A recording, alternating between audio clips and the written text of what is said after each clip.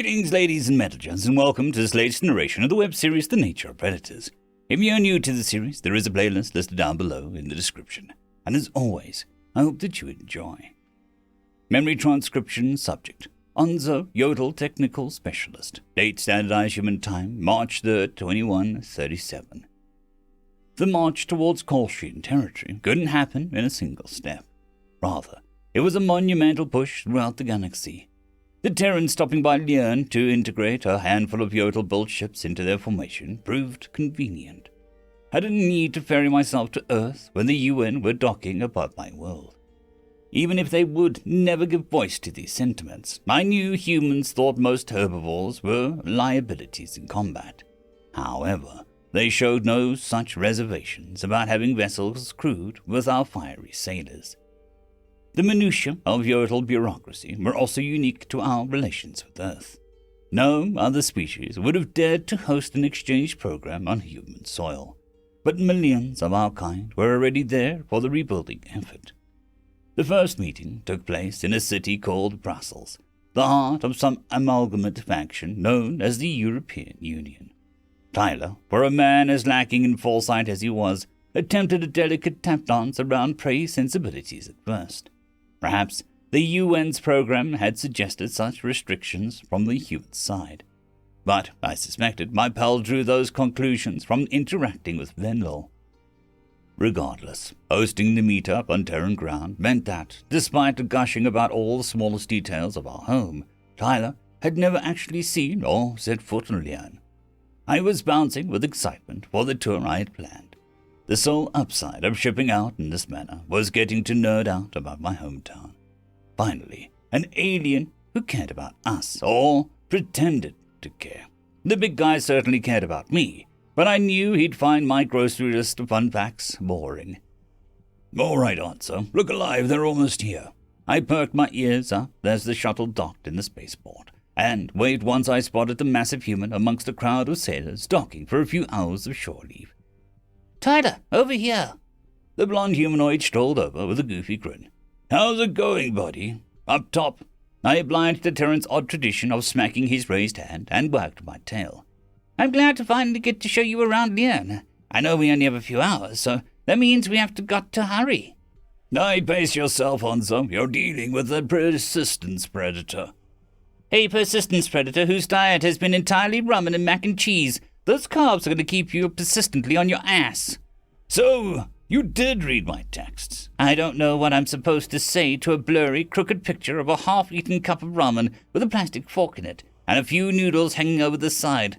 It's called keeping in touch. Not all of us can be all E equals MC squared. Psst. You don't even know what those letters mean. Ouch. All right, you won the ribbon contest. As a reward, I guess I'll let you play with the new video games I brought. This time, I picked ones with turn-based combat. If you smash another controller, I'm gonna make you sit and watch me play. You can't make me do anything, Tyler, but, I am sorry about the controllers. It's okay. Not your money you're pressing down the drainy, eh? Easy come, easy go. Quit ragging on me. I don't have great control of my temper. But you know I haven't been able to even feel angry at all for the past 20 years. My neurochemistry is fecked over. When I'd first come off the mind-numbing drugs, it was right after the Yodel technocracy voted to join the Terrans, following Noah's speech and offer. The daily screening stopped at my engineering job in a flash. Once the Federation was driven off-world in the Great Reclaiming, having a name like the Great Reclaiming already was a clear sign about how not great we thought the alien occupiers were. The Fossil had instituted a puppet government, but when given an out, the Yodel weren't compliant with their maddening decrees. Anyone who manipulated loyalty to the Alien League was ousted, and we sought to make ourselves respectable. After all the horrible things the Federation said about sapient predators, it was obvious it differed from reality. Ambassador Laulo's report of how the humans stood up for us primitives made it clear that they were the only ones who saw the injustice of it all. Siding with them gave us a fresh start. The current government had settled on the technocracy name in opposition to the primitive jabs that plagued us in the 22 years since our uplift. These new officials were unelected, something Tyler had been surprised I was okay with. It would be a rude awakening to him that people claiming power to overthrow the Federation tyrants were wildly popular. We'd been denigrated for years, and we'd rather have an imperfect government of our own species than one of imperialists. The main focus was centralizing authority across Lian, rather than clinging to those loose local overseers that the aliens had used to keep us divided. I was just giving a shit, buddy. I didn't mean to strike a nerve. Tyler's expression had become concerned. You should know this already, but I care about you way more than any controller. Handling emotions is hard as feck, even for those of us who've had decades of practice. If it makes you feel any better, grown-ass humans get mad about stupider shit than that. I still remember how many batshit crazy old men would scream at the poor umpire in my little league games. I have no idea what you're talking about, I responded. The gist of it is, adults get pissed because their kids lose games when they're playing for fun. It doesn't matter. My dad's a nutter, always has been. I'd rather you smash 1,000,000 controllers than do something that extra. Your stories never seem to translate, but I appreciate you trying. Why don't we get to touring land? Let's go, Hanzo. Living geyser of fun facts. I like information, and I like sharing it unprovoked. There's worse things out there. Besides, if we're going to be shipping off to the hardest battle in our time together, this is the one upside. The one upside? What about hanging out with your best friend, Tyler? I'm kind of indifferent to that part of the trip. Feck you. Bah! Lead the way. The blonde human's head was on a swivel as we exited the spaceport, soaking in the digital adverts that remained. I could remember, before the Federation's arrival, Rince's current hub of spacecraft had been home to scribes. The printing press rendered the profession of transcribing or copying documents by hand obsolete. It had been a perfect complex to add to the demolition list and replace with something modern. The location set it a block away from the bullet trains that were built atop the ruins of our railroads. More interestingly to Tyler, some yodel had dabbled in various Terran cultural imports, by choice. Tail dyeing was in with the younger crowd. I could see one teen with a bright blue tail, which clashed with the reddish fur pass us by. Others took fancy to adorning themselves with shiny objects, and were wearing trinkets around their forearms or necks. That jewelry trend caught on with numerous generations, since hand laborers often bound straps around their wrists in the old days. Transforming a symbol of the working class into a classy icon had a mass appeal.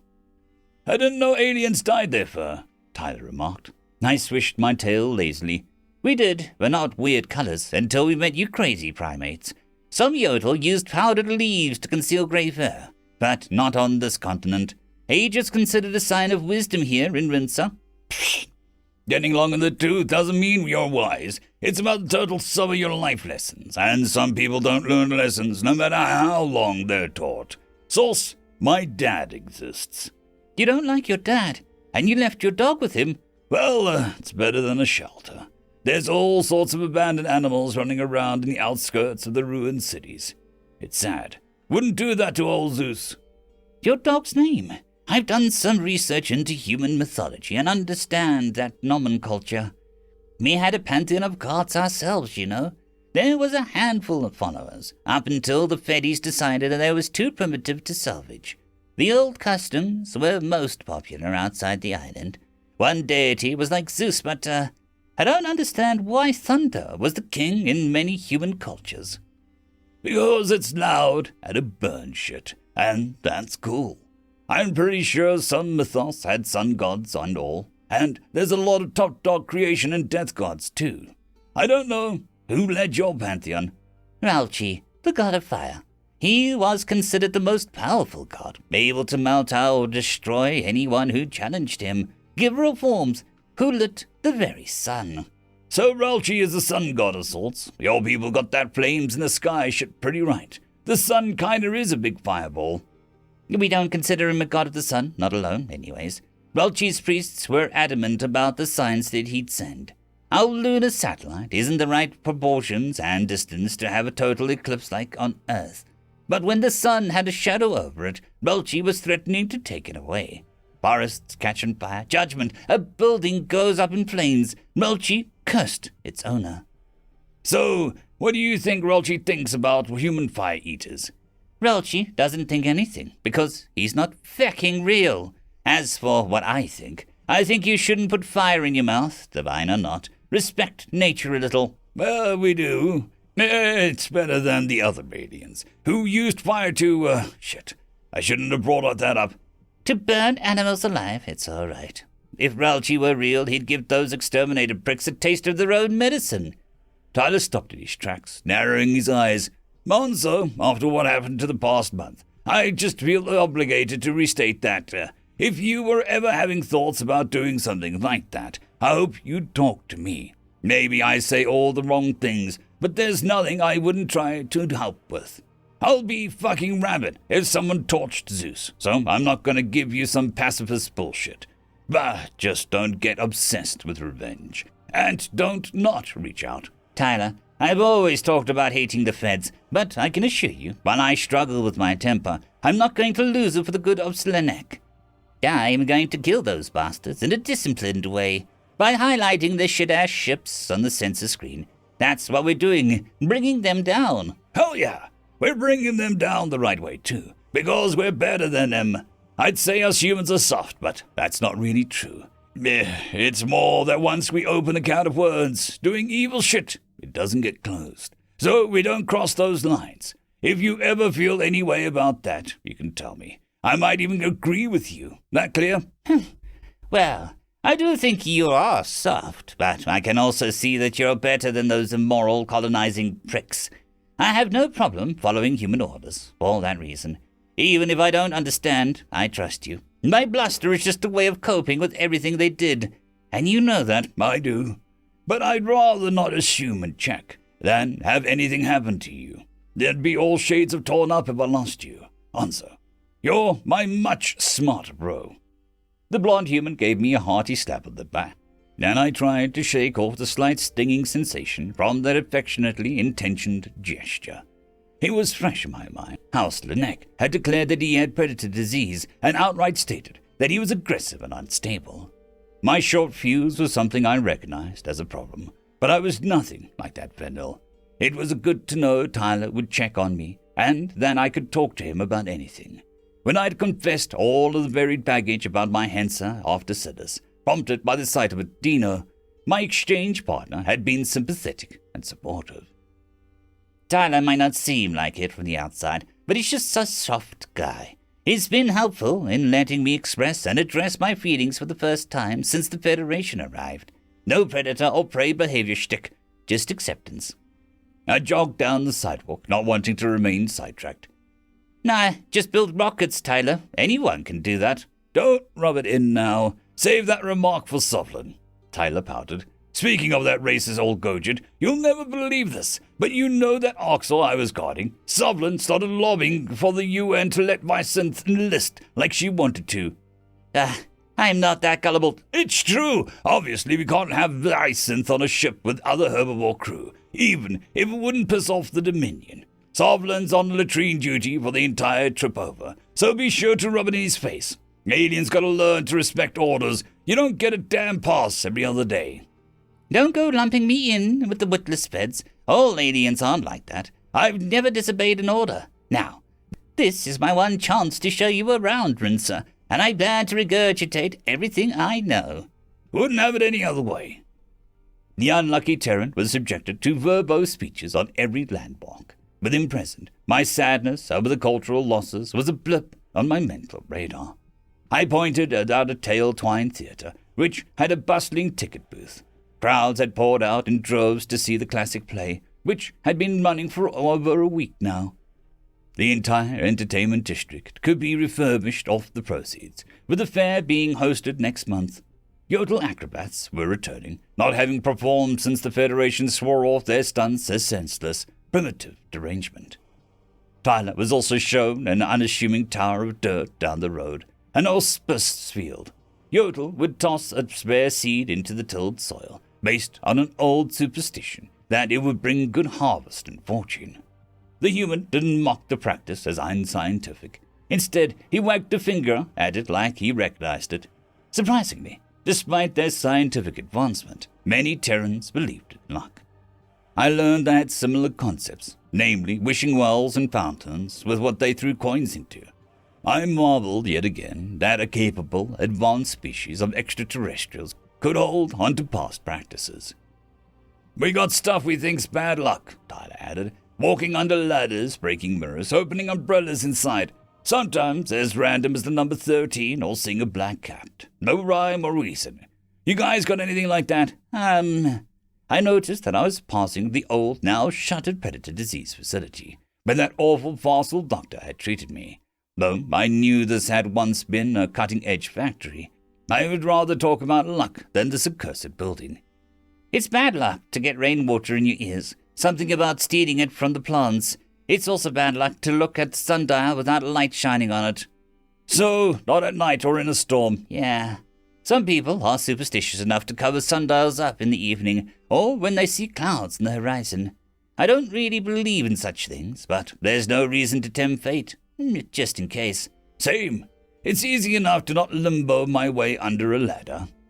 I glanced back over my shoulder in the other direction from Tail Twine Theatre, the research campus where Sarah Rosario had invited me to join her Hensa preservation team was that way. Tyler would be elated to meet a Hensa and learn about the project, but I didn't want to explain what I'd forsaken to re-up with his squad. The last thing I sought was for my friend to feel guilty over a choice I made of my own volition. That pathing also was the direction of my father's current worksite, where his crew were building a gun range, but I suspected he'd be ashamed for me to introduce him to a human there. "You know where the Federation wouldn't want us to go? The harbor. Tyler used to go fishing with his father, and I used to sail. I know we both like water." I turned left, zipping towards the harbor. "Here is where we end the tour, Tyler. If Mama's boat hadn't gone up in smoke, I'd take you for a ride." The blonde human stepped onto the dock, and I noticed that several of his kind were present in the marina. Few recreational boats were left, with the rows of moored vessels mostly bringing cargo from outside the island. The Federation, contradictory to their goals of preventing deep-sea exploration, seemed to have gone after anything that looked primitive. I guess their priorities got tangled up. Tyler patrolled the length of the boardwalk, and given his enthrallment, I decided my commentary wasn't necessary. The Earthling wandered away from the boats, finding a small, sandy strip to admire the vista. A relaxed smile spread across his face, and he removed his shoes and socks. He wiggled his toe in the dull green sand, before wandering closer to the water. I tailed behind him, ignoring the irritating feel of the grits in my fur. How could anyone see how drawn humans were to nature, and think that it was a derivative of some hunting instinct? No other species appreciates beauty as much as the predators. Tyler turned his head to look at me. "This is wonderful. I'll tell you what, Onzo. We make it back from Kolshian space, and I'll find someone to teach you how to surf. I need to see a Yodel hang 10. "Something I look forward to on our return. You got a deal," I chuckled. The human flashed his teeth, mirth growing in his blue eyes. With the hours ticking down before our time to ship out, we sat and enjoyed the sound of crashing waves against Lian's shoreline. Together, the two of us could find a way to pull through against any foe. End of chapter. There is a new legend on the horizon. Blueberry Cat has taken the T6 Patreon spot. Thank you very much, and I'm sure that I speak for everyone when I say that. I would just like to thank our T5 members, Lord Azrakel, Ambrose Cattell, Quantum Wednesday, Dragzoon W.R.E, Blueberry Cat, Cam Maxwell, Casper Arnholtz, Bushmaster 177, and Leslie 517. Thank you very much.